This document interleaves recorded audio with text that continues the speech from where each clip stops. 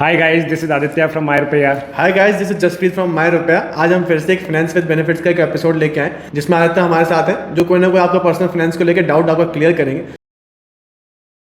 आज हम आपको डेट फंड्स के बारे में बताएंगे। तो डेट फंड्स एक तरीके का म्यूचुअल फंड होता है जिसमें जो एसेट मैनेजमेंट कंपनी है वो प्राइमरीली ये फिक्स्ड इनकम एसेट्स में निवेश करती हैं। ये गवर्नमेंट सिक्योरिटीज़ होते हैं, ये बॉन्ड्स होते हैं, ये जो प्राइवेट कंपनियां डिवेंचर्स इशू करते हैं वो होते हैं, या कमर्शियल पेपर वगैरह।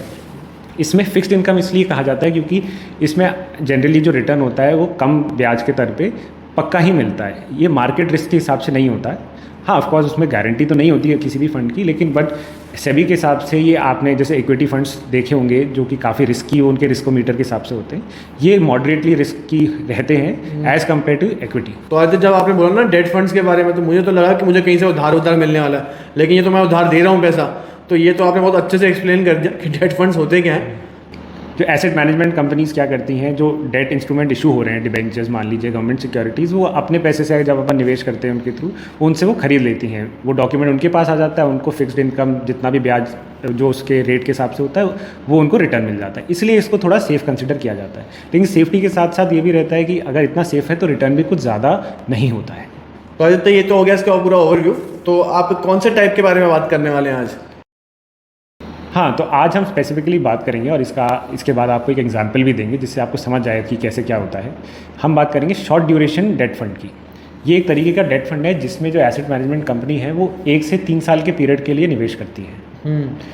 बस इतना ही छोटा छोटा डिफरेंस होता है। कई और भी शॉर्ट टर्म होते हैं, कई तो सिर्फ 1 महीने के होते हैं कि 30 डेज। जैसे ट्रेजरी बिल्स और गवर्नमेंट सिक्योरिटीज़ इशू करती है वो 30 दिन की करती है, 90 दिन की करती है। उसके बाद वो जो इंस्ट्रूमेंट होता है वो मैच्योर हो जाता है। लेकिन ये वाला जो फंड है इसमें 1 से 3 साल के लिए निवेश होता है। चलिए, ये तो बहुत अच्छी स्कीम लग रही है। मैं बताना मुझे भी कौन कौन सी मैं करूँगा उसमें। तो आज हम बहुत एक अच्छे शॉर्ट ड्यूरेशन फ़ंड की बात करेंगे जिसका नाम है ICICI prudential short term fund, जो कि डायरेक्ट है। और जैसे भाई, हम हर बार डायरेक्ट और रेगुलर में क्या बात करते हैं माय रुपया पे?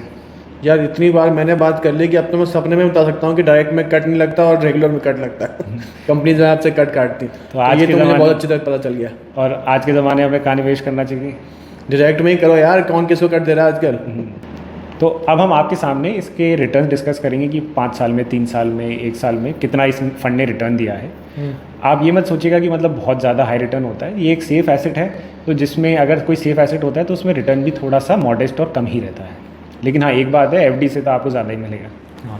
तो इसका 5 ईयर रिटर्न है 7.6%, 3 ईयर रिटर्न है 7.8% और 1 ईयर रिटर्न है 3.6%। अब ये जैसे शॉर्ट ड्यूरेशन फंड है, 1 से 3 साल के लिए है, और हम माय रुपया में जनरली हमारे दर्शकों को यही बताते हैं कि थोड़ा लॉन्ग टर्म इन्वेस्टमेंट कम से कम होना चाहिए, जो कि 3 से 5 साल तक का। और अगर हम 3 साल का इसका देखें बीच वाला, विच इज़ 7.8%, जो कि काफ़ी सही है FD के मुकाबले। तो मतलब फिक्स डिपॉजिट में तो आजकल 5 से 6% से ज़्यादा नहीं मिलता है। पर देखा जाए तो आदित्य, इसमें थोड़ा बहुत तो रिस्क तो है ही।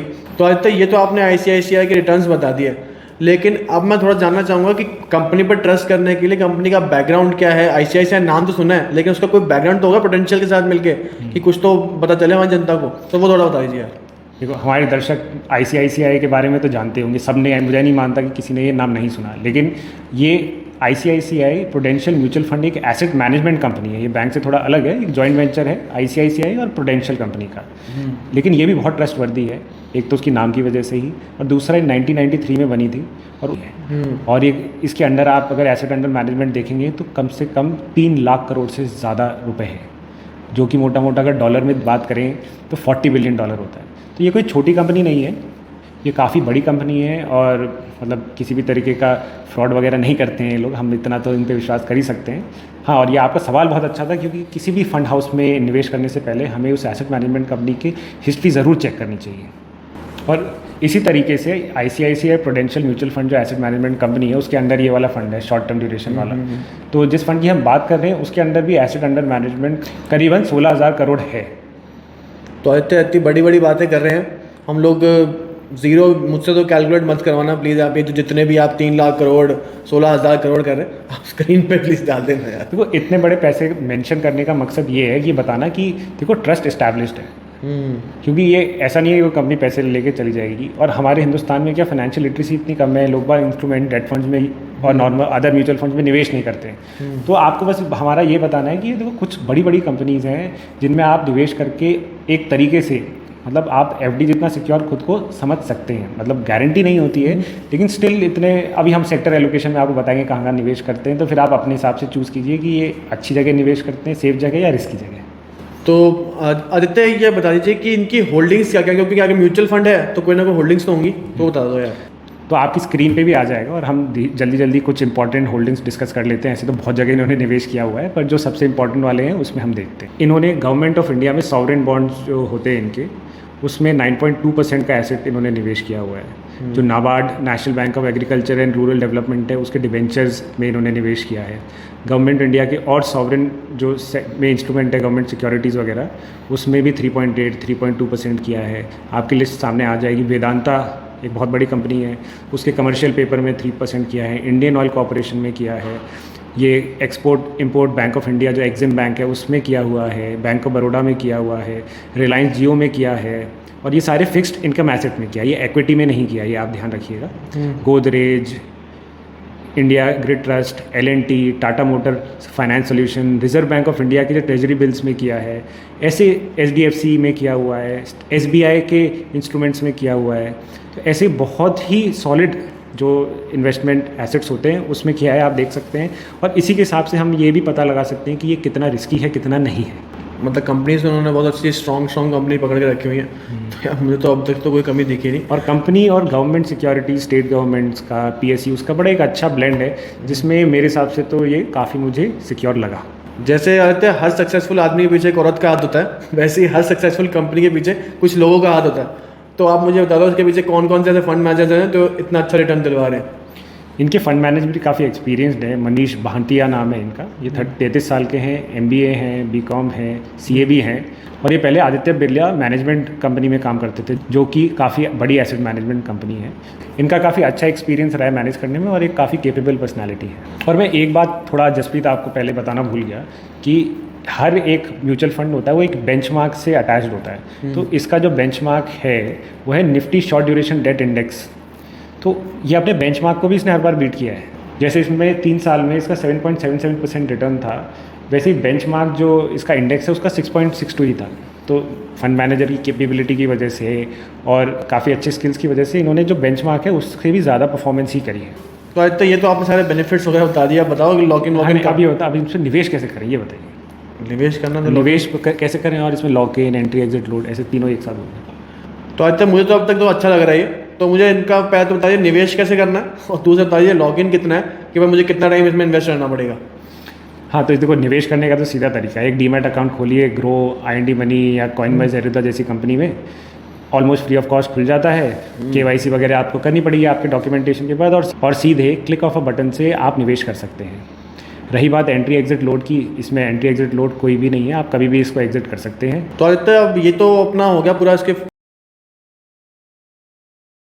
तो ये जो रिटर्न्स वगैरह जो आ रहे हैं हमारे पास उसमें हमें टैक्स वगैरह कितना देना पड़ेगा आदित्य?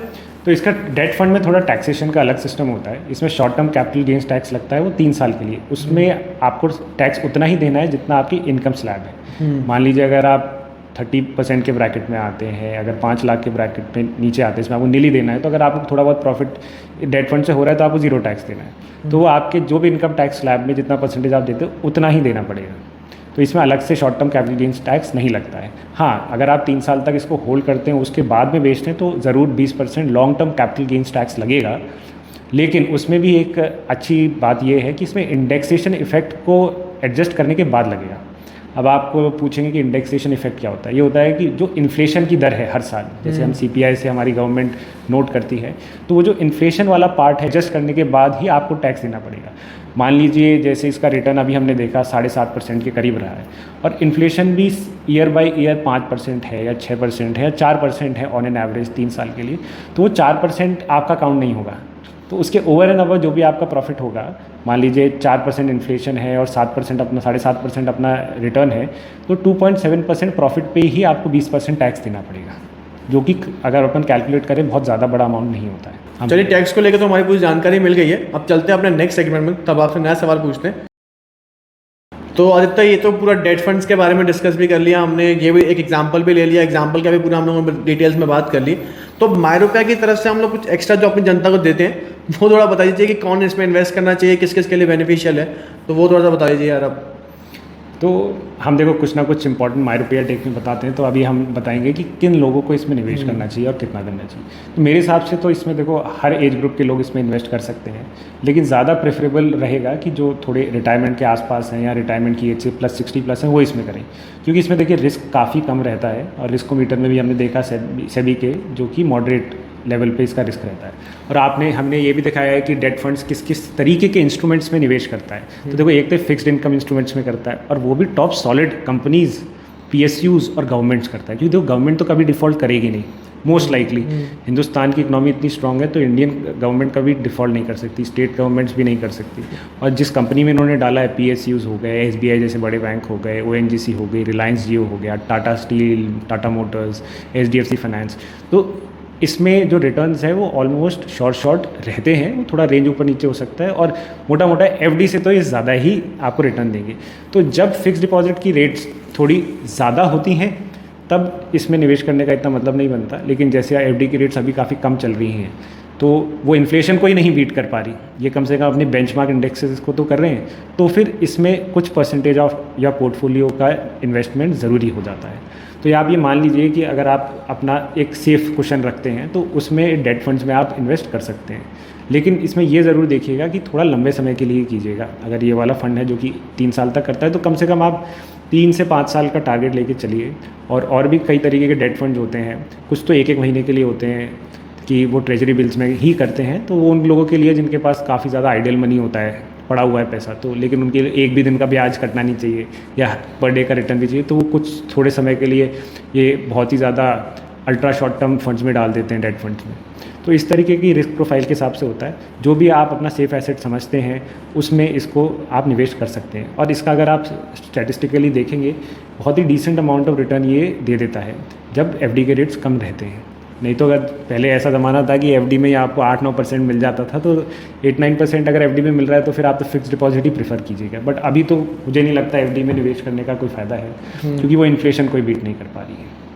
और जहाँ तक अभी मार्केट का भी बहुत ज़्यादा स्लम चल रहा है, कभी ऊपर कभी नीचे, निफ्टी और सेंसेक्स के हाथ बहुत ख़राब चल रही है, तो उसमें अगर ये सेफ एक इन्वेस्टमेंट है, क्योंकि अगर आप ज़्यादा रिटर्न्स के पीछे भागेंगे तो ये तो राम जी का देश है, इसमें सरकार के आपको विश्वास करना होगा, वरना हालत लंका की देख ही रहे हैं आप क्या होगा। बिल्कुल बिल्कुल। तो थोड़ा सा तो आपको डाइवर्सिफाई ज़रूर करना है और अपने पोर्टफोलियो को बहुत अच्छे से मैनेज करना है। तो मान लीजिए अगर 100 रुपये हैं आपके, आप अपने गुड परसेंटेज ऑफ पोर्टफोलियो जो आपको सेफ रखना है या इमरजेंसी मनी है वो आप डेट फंड्स में डाल सकते हैं, कभी भी इसमें इन्वेस्ट कर सकते हैं, कभी भी आपको ज़रूरत पड़े निकाल भी सकते हैं। तो आज आपने बहुत अच्छे से डेट फंड्स के बारे में पूरी हमारी जनता को मुझको एक्सप्लेन किया, तो मुझे तो पूरा समझ में आ गया। अगर आपको कोई भी डाउट हो तो आप प्लीज़ कमेंट कर दीजिएगा। बाकी हम लोगों ने एग्जांपल भी कवर कर लिया है पूरा, उसके फंड मैनेजर से लेकर रिटर्न से लेकर एग्जिट लोड तक भी कवर कर लिया है। तो मिलते हैं आपसे नेक्स्ट एपिसोड में, फिर से कोई ना कोई आपके लिए कोई फंसा हुआ सवाल लेके आएंगे जिसको हम लोग चल जाके आसान कर देंगे आपके लिए। लास्ट में जाते जाते आज तक कुछ कहना चाहेंगे आप? बस यही है, आपके लिए ऐसे इन्फॉर्मेटिव वीडियोज़ लाते रहेंगे। तब तक मायरुपया को फॉलो कीजिए और अब आपसे इजाज़त चाहते हैं। Good bye.